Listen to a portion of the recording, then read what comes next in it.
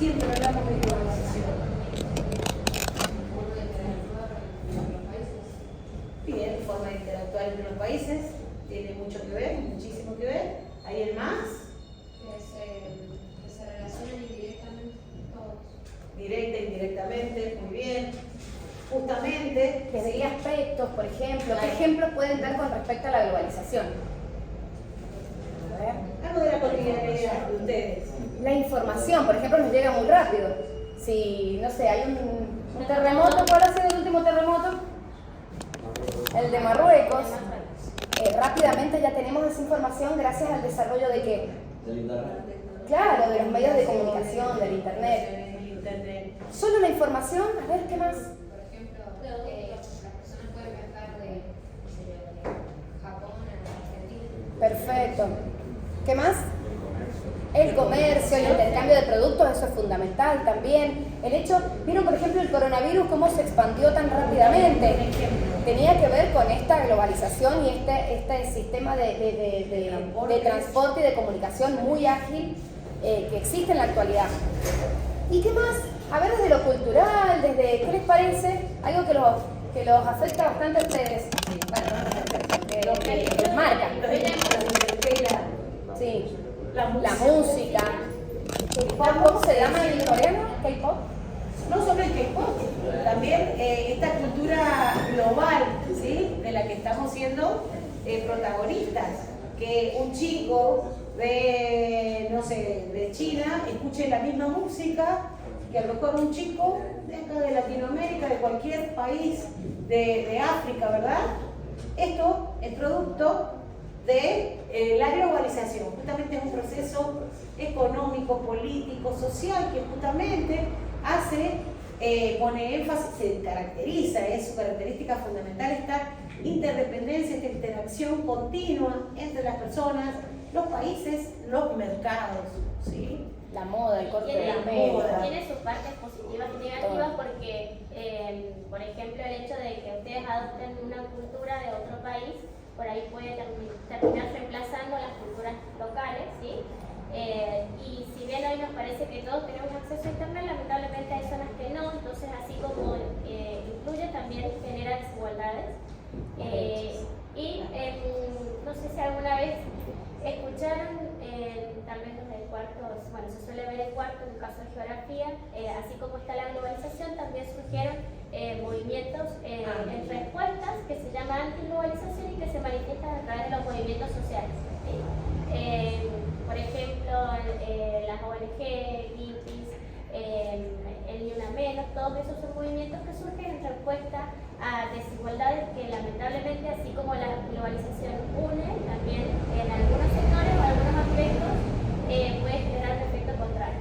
Y esto de la revolución de las comunicaciones, de las tecnologías de la información, hacen que todo sea visible y que todo llegue a nosotros. A lo mejor antes pasaban casos de situaciones de violaciones de derechos que llegaban a nosotros, ¿sí? De manera muy, muy lenta. Hoy en día, en el momento, en el día que pasó, la información, las redes, los celulares, la instantaneidad. Eso de la magia de lo instantáneo hace que inmediatamente nosotros tengamos esa información. Como lo decían las chicas, también el capitalismo ocupa un lugar fundamental. Y también tenemos que tener en cuenta que hay países, ¿sí?, que se encuentran en un lugar de privilegio en esta globalización respecto a otros, ¿sí? Más allá de que hablamos de que hay una cultura global, también se pierde alguna identidad cultural en muchos casos. La tradición. Y también se llega a esto, a ver, si yo soy poseedora de mayores recursos, soy un país, una potencia muy rica, obviamente también tengo una mayor inversión en lo que son telecomunicaciones, en todo lo que es recursos tecnológicos, y yo también puedo imponer, ¿sí?, mi modo de vida, mi ideología, ¿sí?, a través de lo que yo estoy brindando para el resto del planeta.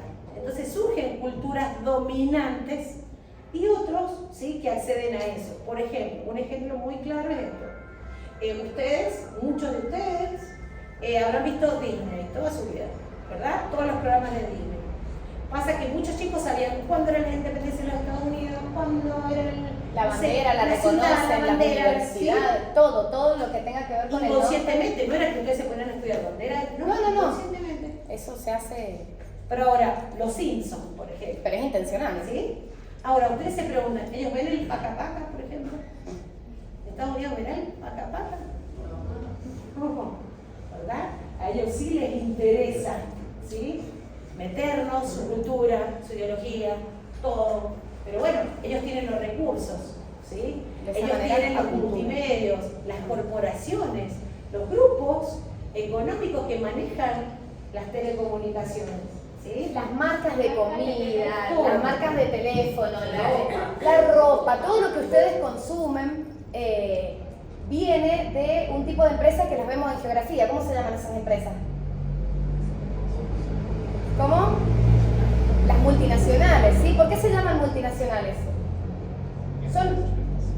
¿Son originarias de qué países principalmente? A ver, por ejemplo, McDonald's.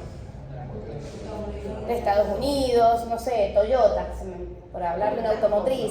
Japón. De Japón. Vendes la marca y te pones en un país.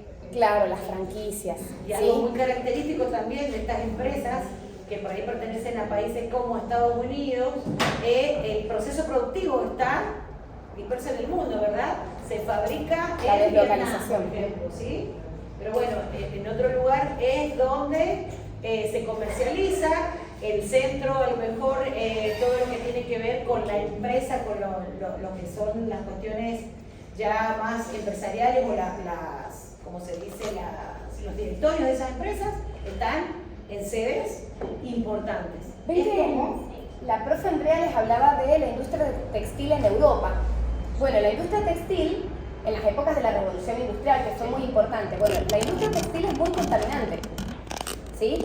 Cuando se produce la deslocalización, esto que les comenta la profesora Roartel, eso se genera más o menos en la década del 70, ¿sí? Esa deslocalización es el establecimiento industrial. Me lo voy a llevar a otro lado donde me conviene más y me da la posibilidad de acumular más capital, porque esa es la lógica del sistema capitalista, ganar más. Entonces, si yo quiero ganar más, tengo que producir a un menor costo. Entonces, ¿qué pasó con la mayoría de esas industrias que son originarias de los países centrales? Se trasladaron principalmente al sudeste asiático. Sí. Tailandia, Claro, sí, Tailandia, todo el sudeste asiático. Sí. ¿Por qué creen que fue hacia ese lugar? políticas de trabajo menores puede ser. Sí, Digamos, más blandas, vulgarmente políticas dice- laborales, estas más... Vulgarmente podría negrear los trabajos. puede decir. Ah, Claro, trabajo, bueno, es eso, son vulgarmente. condiciones laborales desfavorables. Sí, ¿y usted? Ya desde antes habían colonizado los británicos. Claro. ¿Ven que esa independencia de la que hablábamos hace un rato es entre comillas? Bueno, y hay un factor más que es muy geográfico, que lo vemos en geografía. ¿Han visto el mapa de distribución de la...? Un poco de políticas ambientales, por favor. Muy bien, leyes blandas. Vengan acá, que acá no les vamos a poner trabas. Los residuos. Por eso es tan importante, acá en la Argentina, por ejemplo, en la década del 90, que hemos mencionado el gobierno de Menem, se crearon todas las leyes que facilitan el saqueo de los recursos naturales en el país. Eso tiene mucho que ver, profe, con los grupos dirigentes que están en cada país. Por supuesto. Digamos, con las tendencias políticas y económicas, con lo que pretende la clase dirigente de cada país, qué pretende con respecto a su país de permitir esa apertura y en qué medida esa apertura. Entonces, cuando los que están gobernando un determinado país pretenden geopolíticamente relacionarse con alguna potencia de alguna forma, abrir al país a esas posibilidades para que esos países inviertan con, digamos, el discurso de que eso es una ventaja importante para Claro, lo que generalmente nos dicen es que no, si nosotros no podemos hacer eso. Nosotros no tenemos la capacidad para hacer eso. Mentira. En el sistema económico mundial, los centros existen porque están las periferias. Y por ejemplo, en la Argentina, si nosotros hablamos de un país como Argentina, que tiene un desarrollo científico extraordinario, que tiene fuga de cerebros cuando aquí no se consigue trabajo y demás, nosotros tenemos, ni hablar, si nos ponemos a hablar de recursos naturales en Argentina, bueno, ya no sé qué decirle. Podríamos ser, no sé, una gran potencia. Por eso es que aquí esa ley o ese tópico que se plantea en la geopolítica de que es de acuerdo a las condiciones geográficas y de recursos naturales, no es tan así. Porque hay países que tienen una gran riqueza de recursos naturales y no son centros. Y hay países que son muy pequeños y que no tienen recursos naturales, como por ejemplo Japón, que lo mencionaban allá los chicos, y son potencia. Entonces ahí la política, claro, se industrializaron. Para la Argentina, la clave de la Argentina es la industrialización. Tenemos que salir de la agroexportación e industrializarnos de una manera genuina, nosotros, ¿sí? Ya no me acuerdo de qué estábamos hablando. Estábamos hablando de la globalización. ¿Por qué el sudeste asiático? Sí. Aparte de lo que han dicho los compañeros que están muy bien, ¿Puede llegar a ser visto desde un punto estratégico para exportar a nivel mundial o no? como mercado. Sí, porque tenés, pero ahí va lo que yo quiero que lleguemos. Es el mercado. ¿Alguien ha visto el mapa de distribución de población planiferio? ¿Han visto lo rojita que está esa parte, sobre todo en las zonas costeras de China, de India, de Tailandia, de Vietnam? Bueno, tenés los focos de población, las mayores cantidades de población del mundo. 1.400 millones en China, 1.300 millones en la India, que pronto va a ganar China, porque China tiene la estructura frenada, la estructura demográfica, el crecimiento demográfico frenado. Pero a las empresas les convenía, porque esto que hablaba la profe de la demanda y la oferta, vos tenés una gran demanda de trabajo ahí, tenés muchísima población. ¿Y qué necesitan principalmente países como China? Alimentos.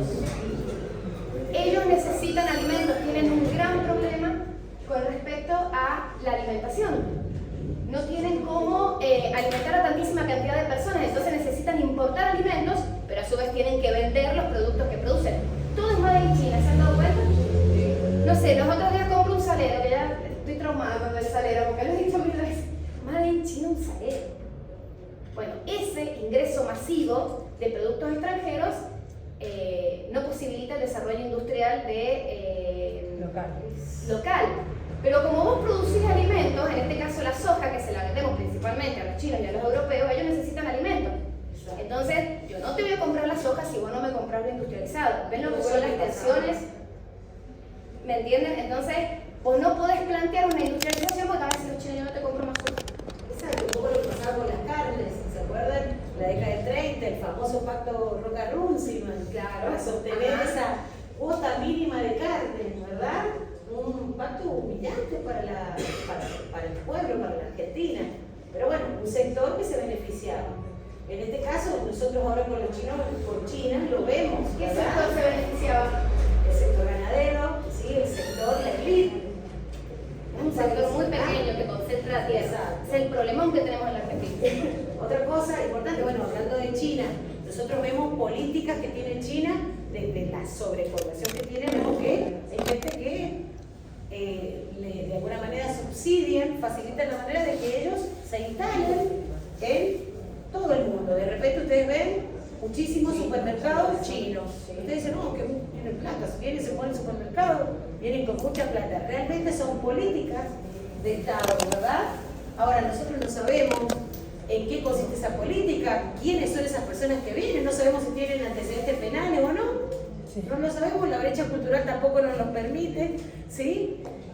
Son una cultura por ahí muy cerrada, entonces tampoco lo sabemos. A cambio de eso, la soja, a cambio de eso, también recibir, no sé, todos esos juguetitos que ustedes compran, ¡ah, qué bonito! ¡Pum! Se rompió, todo eso, esa cantidad de productos chinos, como hay unos de muy buena calidad, están los que son de pésima calidad.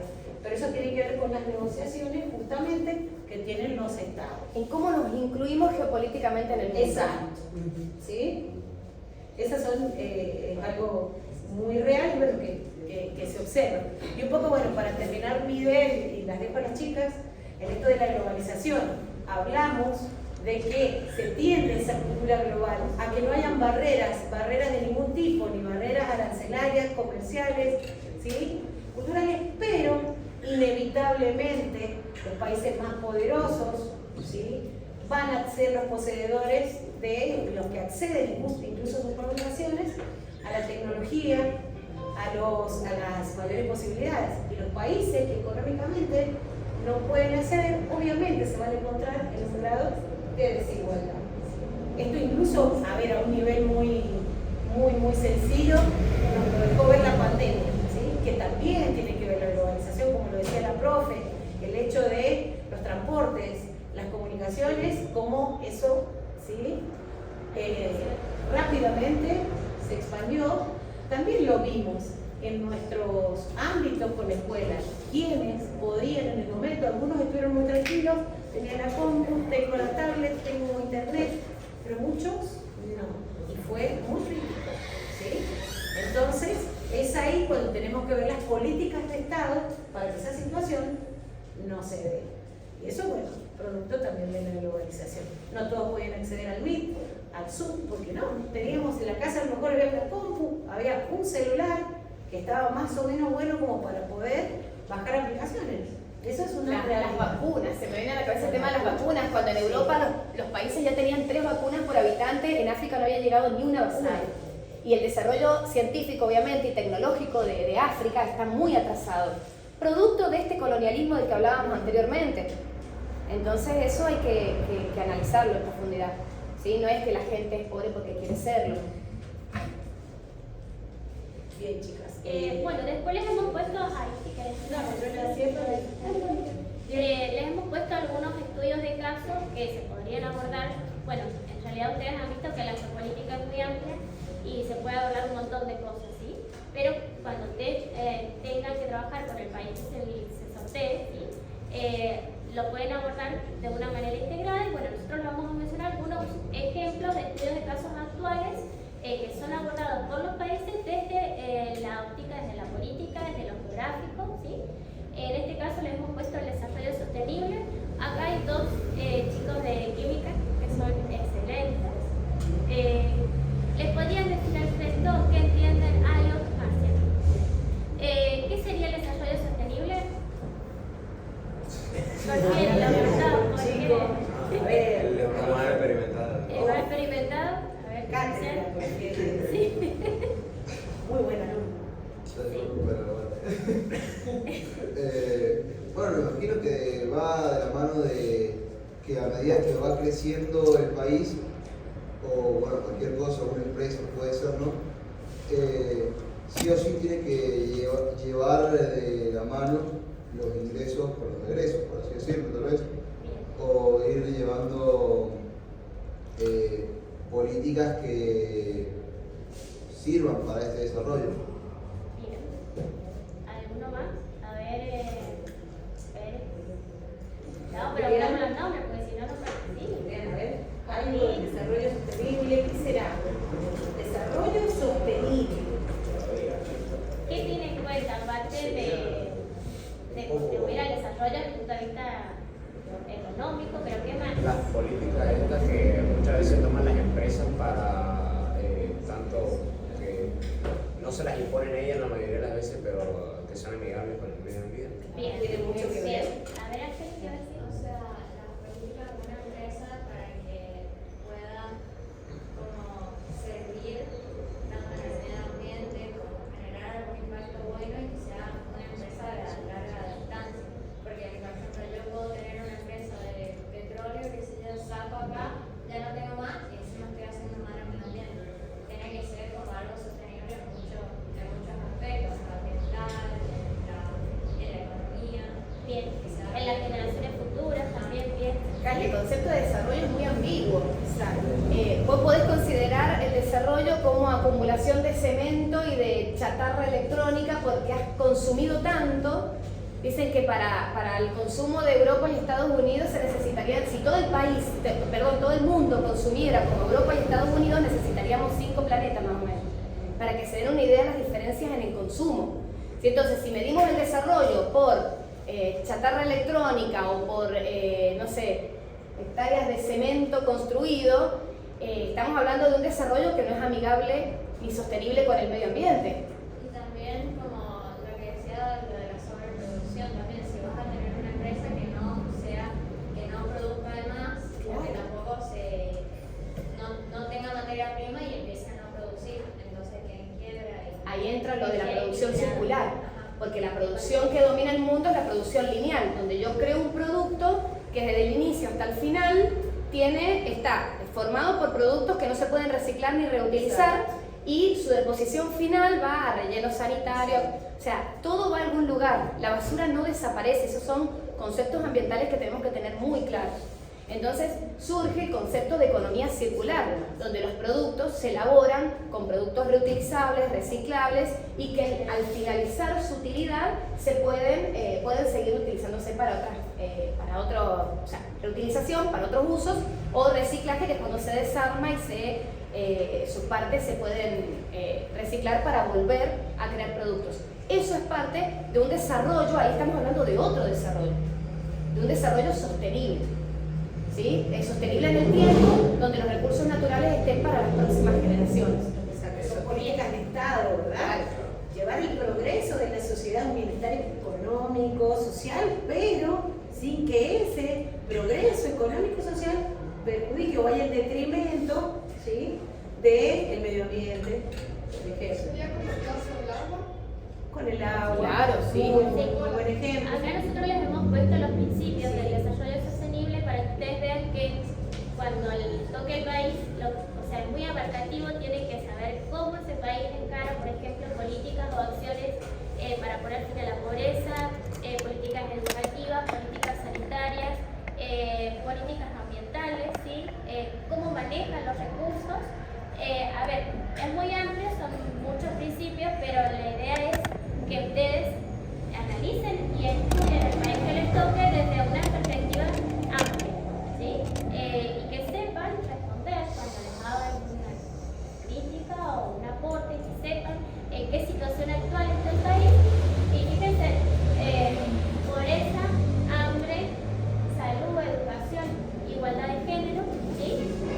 Hay muchos países que por cuestiones religiosas, tal vez el tema de género sigue teniendo algunas situaciones que nos parecería ilógico que en la actualidad que estamos, pero ahí tenemos que entrar en analizar cuál es la filosofía de vida que practican, cuál es la religión que practican, por qué se llevan a cabo determinadas acciones. Fíjense en ecosistemas terrestres, vida marina, ciudades sostenibles, o sea, es muy amplio. Entonces, lo que ustedes tienen que hacer desde esta capacitación de la política, nosotros queremos decirles que lo miren como si fueran no una cuestión a analizar, sino Muchas aristas. varios aspectos, ¿sí? Los ODS, hay alguna cosita más. ODS, ¿han sentido hablar de los ODS? Bueno, esto que les ha mostrado la profe, estos cuadritos que tienen diferentes aspectos de las poblaciones para abordar desde el Estado, han sido en realidad elaborados en el entorno de la ONU. ¿Sí? La ONU en el año 2015 plantea los Objetivos de Desarrollo Sostenible para que sean cumplidos para el año 2030. Si ustedes se ponen a ver cómo venimos con esos objetivos en los países para cumplir para el año 2030, porque estos ODS reemplazan a los objetivos del milenio que se plantearon anteriormente. Entonces se junta toda la asamblea y dice, bueno, ¿qué vamos a hacer con todos los problemas que tenemos? Entonces se generaron esos 17 objetivos para poder cumplirlos al año 2030. Bueno, ya hay varias evaluaciones y varios informes de cada país o de bloques económicos que, bueno, van digamos, informando a la ONU cómo van progresando en estos objetivos, pero la realidad es que no venimos del todo bien. Sobre todo con lo ambiental. ¿Saben por qué? Porque cuidar el medio ambiente es caro. Y en la lógica de las empresas, cuidar el medio ambiente es un gasto. Entonces, con eso tienen que lidiar los estados, las intervenciones de gobiernos que son responsables, ¿sí? Con el cuidado del medio ambiente, que te va a generar un costo en tu producción, pero que lo tenés que hacer porque vos tenés que ir por un desarrollo sostenible y porque está planteado a nivel internacional, en la ONU, y porque es todo un objetivo y demás. Entonces, ahí está la tensión, ¿sí? Yo tengo que... ¿Pierden ganancia? Claro. Se va en contra de la lógica del sistema capitalista, que es acumulación a costa de lo que sea.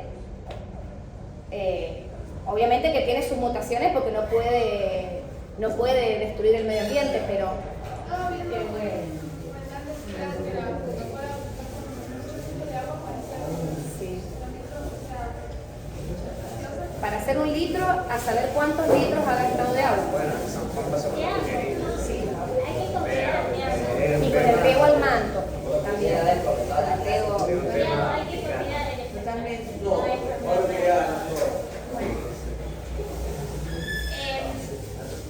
A ver, algunos chicos habían de segundo. Geografía de América, ustedes empiezan a ver con qué objetivo los países se integran. Son los tres. Sí. Chicos, a ver si se acuerdan. En Geografía de América, ustedes en segundo año están viendo los bloques. ¿Los vieron ya los bloques? Bien. ¿Y con qué objetivo estudian que los países se integran y forman bloques económicos, bloques comerciales? Bien. Bien. ¿Algún ejemplo de América? El Mercosur. El NAFTA. ¿Y para el sexto algún ejemplo de organismos internacionales o bloques comerciales? La Unión Europea, los BRICS. Bien. Acá nosotros les pusimos otro ejemplo de un estudio de caso que podría analizarse en la geopolítica, y en este caso colocamos el caso de los BRICS porque es una de las noticias que salió recientemente y que significaría por los países que lo integran una respuesta a los bloques que tradicionalmente han dominado el mundo, y bueno, en este caso sería la integración de Argentina, ¿sí? La página de la que nosotros hemos traído toda la cartografía es el orden mundial, que es cuando ustedes toquen los países y la quieren explorar, es muy interesante desde el punto de vista de la geopolítica, porque aparte de explicar situaciones mensuales, trabaja con una cartografía muy linda en donde ustedes pueden ver la distribución a nivel mundial de la temática que les estoy explicando, ¿sí? Bueno, sí, justamente en relación a lo que les comentó la profe, ¿por qué es tan importante en la actualidad el BRICS? Hay un orden mundial establecido que venimos un poco viendo desde la Guerra Fría, desde la caída del muro de Berlín, donde Estados Unidos se pondera como el gran líder del sistema capitalista. Cae el sistema socialista con la URSS, entonces se consolida el capitalismo a nivel mundial, porque China, como hablábamos al principio, tiene una política, desde lo político tiene un sistema comunista, socialista, pero en lo económico está más que inserta en el sistema capitalista reinante en el mundo, ¿sí? Entonces, como China le viene a disputar en pocos años, más o menos en la década del 70, en el año 76 muere Mao Zedong. Mao Zedong es el líder de la revolución china, ¿sí? Mao Zedong es quien, digamos, cambia y reformula todo el sistema productivo chino, previo a una lucha importante con otros partidos que existían y que siguen existiendo en China. Gran parte de esos partidos que eran opositores a Mao Zedong, al Partido Comunista, se migran a Taiwán. Están todos en Taiwán. Entonces, bueno, ahí está también la tensión Taiwán-China, ¿sí? Para tener en cuenta que le toque China es un espectáculo, ¿sí? Entonces China en pocos años se inserta en el mercado mundial. Primero es receptor de estas multinacionales, de esta gran deslocalización industrial. Entonces empieza a producir, pero tiene un matiz que es que desarrolla, y yo creo que tiene que ver con, digamos, la intervención fuerte que tiene estatal, un desarrollo independiente, ¿sí? Independiente que lo hace posicionarse con mucho capital en el mundo y comienza a comportarse a modo Estados Unidos, no desde lo bélico, pero sí desde lo económico. Ustedes saben que, por ejemplo, acá en la Argentina tenemos muchas inversiones chinas, ¿o no? Por ejemplo, ¿qué les parece? El observatorio que están instalando ahora en la Universidad Chino. Hay, bueno, observatorios, estaciones meteorológicas. Las inversiones chinas En África, ¿por qué Etiopía va a entrar al BRICS? Tiene una gran intervención de China, muchísimo capital invertido en lo que es el tema agua, el recurso fundamental de Etiopía es el tema del agua, ni hablar en África. Entonces, China se ha metido con su capital en América Latina, en África, y la geopolítica de China se basa en la Famosa ruta de las sedas que las profes de historia se los deben haber enseñado. Ellos han reactualizado la ruta de las sedas a través de Kazajistán y Rusia. El comercio de China hacia Europa es impresionante. Y uno de los fenómenos recientes que podemos ver como tapón a esa ruta de las sedas es la tensión en Ucrania y la guerra en Ucrania, ¿sí? Es la OTAN intentando impedir el paso de China y de Rusia, que vienen con todo. ¿Pueden visualizar el mapa geopolítico, esa balanza de poder? Bueno, el BRICS es un símbolo de esa balanza de poder y de ese poder en disputa, porque China lidera el BRICS. Fíjense la cantidad de población que incluye y de recursos naturales que incluye el BRICS. Entonces Estados Unidos, imagínense la preocupación, ¿sí? ¿De qué manera Estados Unidos podría defenderse de este avance? Porque ellos hasta están creando una especie de FMI, Banco Mundial. Y sí, por eso tienen que comercializar con nosotros, Estados Unidos tiene que comercializar con nosotros y ellos y nosotros con ellos. Claro. Porque si no, nuestros intereses vienen en la deuda.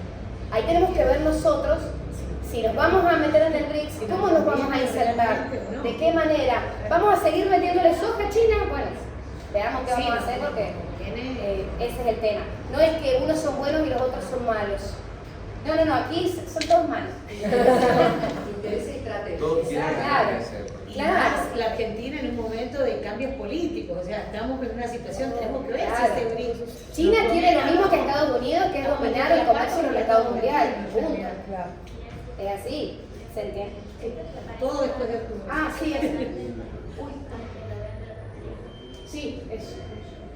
Estos son mapas que lo que les muestran es deforman la superficie del territorio del país para mostrarles, por ejemplo, una temática. Este primero que está acá es el poder económico de los habitantes y fíjense que hay zonas como si se hubiesen deformado.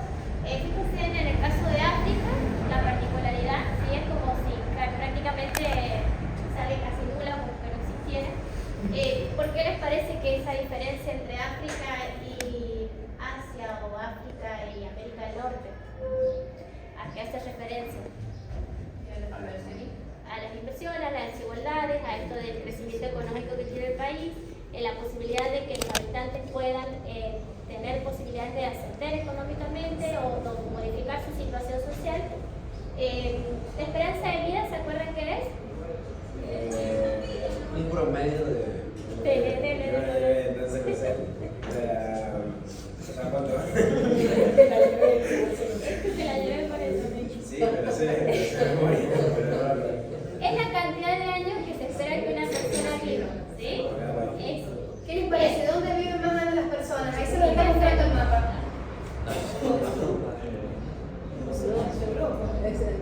Miren, ¿sabes qué? Me parece, esto no es nada, esto ¿sabes qué? Es mortalidad infantil desde el primero, fíjense, es mortalidad infantil, ahí está. Primer año. Miren, un indicador muy importante de la estructura demográfica y las condiciones económicas de un país es la esperanza de vida al primer año de vida.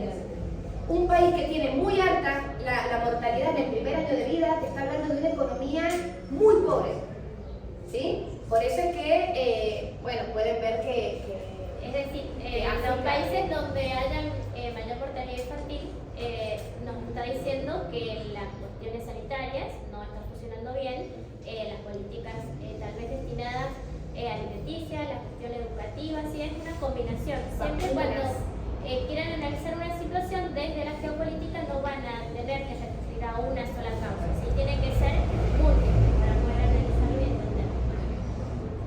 Y este es el sin educación secundaria. Fíjense también como acá es como que África es de la zona a nivel mundial que se ve más perjudicada por lo que es el acceso a la educación secundaria. Y esto que le mencionaban las profes hace rato, los conflictos internos que tienen los países africanos a través de los grupos guerrilleros, lamentablemente se ve en las imágenes. Es muy común ver a chicos chiquitos con armas, porque precisamente en muchos casos de desaparición de niños o lo que hacen es sacarlos de su familia insertarlos en la guerra, entonces lamentablemente la parte educativa no es una prioridad por esta cuestión política. Y también se hace lo de, por ejemplo, hay veces de que las familias, más en África o en Oriente, las familias llegan a ser campo, a veces les compran. Sí, O las chicas, pasa les compran y después se los llevan a Pasa en Latinoamérica también. Situaciones de las que se deben imaginar, la vulnerabilidad social posibilita las redes de trata, la droga, la guerrilla, todo eso posibilita la vulnerabilidad social, la pobreza, la falta de educación, de información. Una película muy linda que Esa que- Camino a Casa, Sí. que con ustedes están como muy ahí porque muestra mucho el bullying. Está muy buena. Pero esto que nosotros, por ejemplo, es común ver noticias que en los países de religión musulmana por ahí vemos que hay matrimonios infantiles, pero es común en esas sociedades. ¿Y cómo lo vamos a entender como común, aunque nosotros no? Porque si analizamos y estudiamos cuáles son las prácticas religiosas que ellos tienen, cuáles son las prácticas culturales, cuál es la política, el pensamiento ideológico, vamos a poder entender por qué es común en estos países encontrar esas situaciones, ¿sí? El año pasado hubo una situación en Irán donde ustedes saben que es común que las personas que practican la religión musulmana tienen que taparse la cabeza, ¿sí? Entonces hubo una situación donde una chica, en teoría lo tenía mal puesto, la policía la agredió, por distintas situaciones ya termina falleciendo, y las mujeres musulmanas empezaron a hacer una revolución de sacarse la tapada en su cabeza, e incluso se cortaban el pelo y le quemaban, ¿sí? Como una forma de manifestarse. Pero bueno, esto hace a la cultura de un país, por eso es que ustedes cuando estudien su país, háganlo desde una visión integrada, ¿sí? Un desarrollo fue en el mundial que le dejaron En jugar. el mundial, por sería una ejemplo, evolución, sería eso sí, también. Mucho a más ver, fácil. por ahí nos parecería raro que algunas medidas algunos países adopten, pero tenemos que atender a la parte histórica y política. En el mundial, por ejemplo, las personas homosexuales no podían mostrarse libremente porque podían ir presas, tampoco algunas cuestiones de consumir bebidas alcohólicas, que por ahí en Argentina lo vemos y es mucho más común y comparamos dos sociedades distintas, pero que estamos en el mismo periodo actual, pero bueno, es como si hubiese una diferencia inmensa, ¿sí? Pero por eso entender las cuestiones culturales del país que les toque les va a permitir justificar muchas situaciones actuales.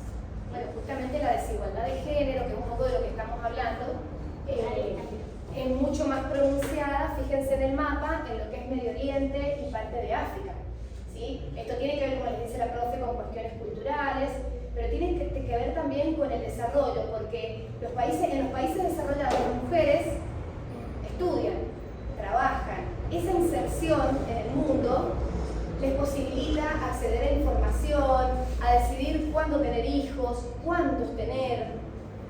Obviamente las natalidades comienzan a bajar cuando el ingreso de la mujer es masivo al estudio, al trabajo, las natalidades bajan. ¿Por qué? Porque el papel de la mujer deja de ser el de solamente quizás estar en el ámbito doméstico y con sus hijos, sino que ya es una actividad más compartida. No es que no van a tener más hijos, y que a eso hay que atender también, porque no es que no es bueno para una estructura demográfica y para el desarrollo de un país que no haya natalidad, obviamente, que ese es el problema que tienen los países europeos. Italia ha abierto las políticas. Tenés que empezar. En la pandemia fue un desastre. Claro, Por eso, tenés que ahí empezar a abrir la tienen que migración. estudiar la política migratoria del país, entonces ya es otro tema, analizar cómo, si es una política migratoria que favorece o que frena el ingreso de personas y por qué. Sí. Por ejemplo, en Corea, en Corea del Sur, ¿qué pasa eso? Porque sí son todos estudian ahí, o sea, todos estudian y los chicos jóvenes, y más las mujeres, ya no tienen hijos.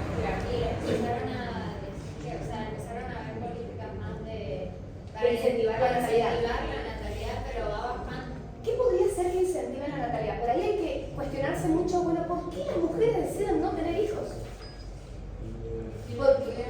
Porque quieren estudiar. Bien, entonces generemos en los ámbitos de estudio y de trabajo condiciones para que las mujeres puedan trabajar y puedan tener a sus hijos. cambiar cuestiones con respecto a las masculinidades. No cría solamente la mamá, cría también el papá, cuida también el papá. Esas son cosas que las tenemos que trabajar muchísimo desde lo educativo. Claro, el modelo cultural de familia. Tenés que cambiar todo. Porque una mujer tiene que renunciar a ser madre si quiere trabajar. No, tratemos de desarrollar políticas que equilibren. Es lo que se llama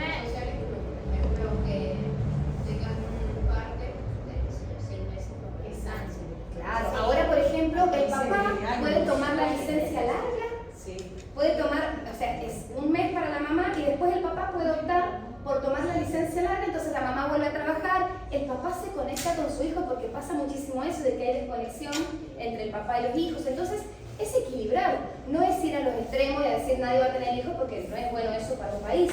Justamente lo que recién mencionaban los compañeros, tenés que abrir la migración, una migración que a veces es muy selectiva y a veces no, tenés que abrirla masivamente porque tenés que cubrir puestos de trabajo. Eso pasa en los países desarrollados.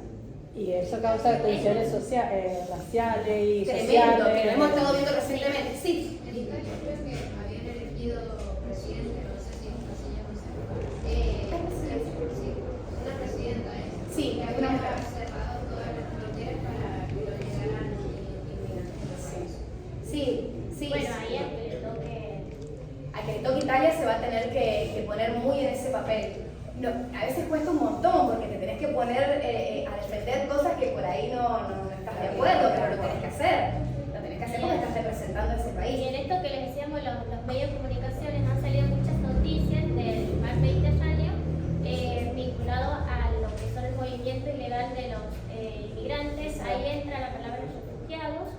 Y algo que no quería mencionar, dejar de mencionar recién cuando hablamos esto de la decisión de las mujeres, es lo que se conoce como una planificación familiar, pero no todos los países tienen esa posibilidad de definir y elegir cómo quieren y cuándo quieren formar una familia. Lamentablemente hay países que no, y en esos casos las situaciones más desfavorecidas van a estar seguramente en África y en algunos países de Oriente. ¿Sí? Entonces, Afganistán, es impresionante el proceso que ha tenido reciente. Sí. El año pasado talibanes. Y el año pasado con los talibanes, lamentablemente los derechos que podían llegar a tener las mujeres se redujeron muchísimo, ¿sí? Hasta el punto de si había una profesional que fuera mujer, se la limita, si las mujeres tienen que salir por una urgencia, si no está la figura del marido, no, incluso en situaciones de emergencias, hasta el punto, hay un artículo en una de las revistas que vi el año pasado que una mujer tenía el hijo enfermo, pero como no estaba el marido, llegó al punto de vestirse de hombre para poder salir con su hijo enfermo porque si no, no estaba permitido, ¿sí? Entonces ahí vemos cómo Es muy dispar. Por ejemplo, lo que llamamos femicidio acá en la Argentina. ¿Qué es el femicidio? ¿Saben qué es femicidio? El concepto. ¿Por qué se crea ese concepto? Por el odio de género. Son bien. perfecto, o sea, son asesinatos, porque ustedes saben que muere una mujer cada 36 horas en Argentina nada más. Los otros días los chicos me decían, no, profe, debe ser en el mundo. No, en Argentina. Muere una mujer cada 36 horas por cuestiones de género, ¿sí? Es decir, porque son relaciones de pareja, relaciones de estas diferencias de poder que existen entre varones, mujeres, disidencias. Lo que nosotros llamamos femicidio en Medio Oriente es crimen de honor. Crimen de honor, es decir, el padre de familia puede matar a su esposa o a su hija sin ser juzgado.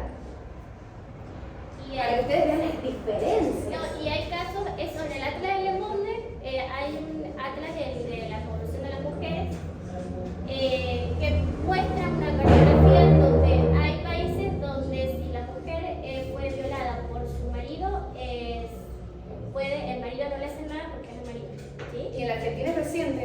Y hay casos en África donde si un hombre, por ejemplo en África menciona porque es el que tiene todavía esas cuestiones permitidas, donde si un hombre viola a una mujer, a una chica, si él acepta casarse con ella, es perdonable. Entonces, cuando analizamos esas situaciones que a nosotros nos parecen muy crueles, vemos que hay una Que te desigualdad. saquen de la escuela y te lleven a tu casa porque son mujeres y te dicen, así, con la edad que tienen ustedes, les digan, no, ustedes ahora ya no estudian más.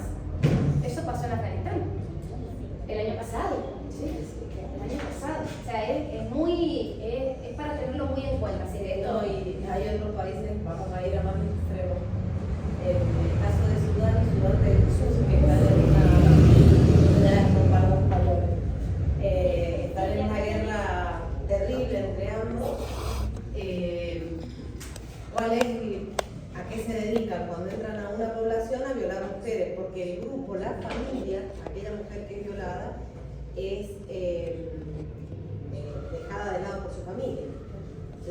Le reprochan a la mujer en estado de guerra entre el grupo enemigo, la viola y la familia la despreza. Entonces, las de Sudán del Sur era una cantidad impresionante de mujeres que se las aleja de los hijos, de la familia y todo, porque el otro ejército ha ido y la ha violado. Es que el cuerpo de la mujer es un botín de guerra. Exactamente.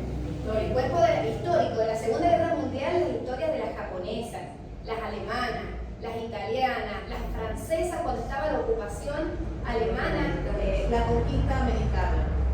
es tremendo. O sea, el cuerpo de la mujer es un botín de guerra. Acá en la bibliografía nosotros les hemos puesto algunas páginas, pero la idea es claramente. Sí, ¿les parece un Classroom o de otra manera? No sé qué les resulta más cómodo. Bueno, tenemos mucho material y lo que por ahí no les vamos a pasar, pero que también está a disponibilidad de pasar, es lo que les decíamos, los atlas del monte o algunos libros que tenemos particulares de geografía, algunos artículos de investigación. Ustedes, una vez que tengan el país que les toque, si nos quieren hacer una consulta, si necesitan consultar alguna fuente de información más